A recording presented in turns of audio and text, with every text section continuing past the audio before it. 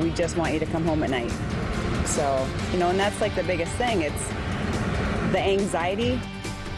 With the recent police killings and protests across the country, authorities we've talked to say it is a difficult time to be in law enforcement. Thanks so much for watching. I'm Betsy Singer. There was a recent post on social media from the Rochester Police Athletic League about a group of young people working to become officers. ABC 6 News reporter MEGHAN REISTAD sat down and spoke with some who are entering the field. She joins us in studio now with more on that story. MEGHAN. Going into law enforcement is certainly no easy feat. There's the educational components, skills testing, and much more that goes into it. But right now specifically, when police officers have been targets of violence, imagine planning to enter the field. Today I had the chance to sit down with students who were willing to share. It's definitely a little scary.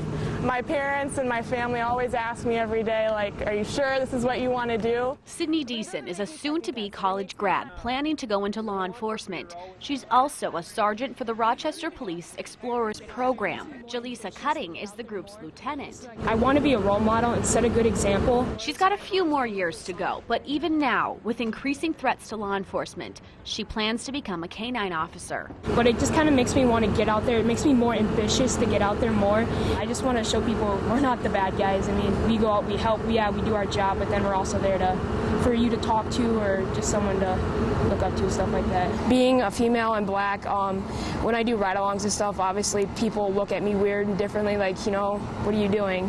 Like, but I'm never going to change my spot, never going to change my opinion, never going to second guess anything. It can be hard, but then you just got to have tough skin. I've come up to people who said, I don't see a place for females in law enforcement.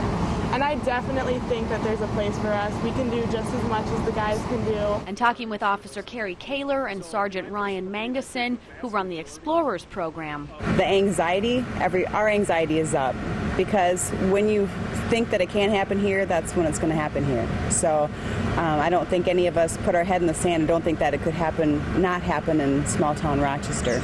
It can happen anywhere. But on the other side of the token, with everything that's been happening, I've had a ton of people in our community that come up and just thank you for your service and thank you. And thank you to all four for sharing with us. The Explorers are looking for new recruits. The program is open to students who are interested in law enforcement ages 15 to 21. And the group just got back from Arizona for the National Explorers Conference, where they took home some impressive awards. We'll have more information on that and how you can help support them on our website.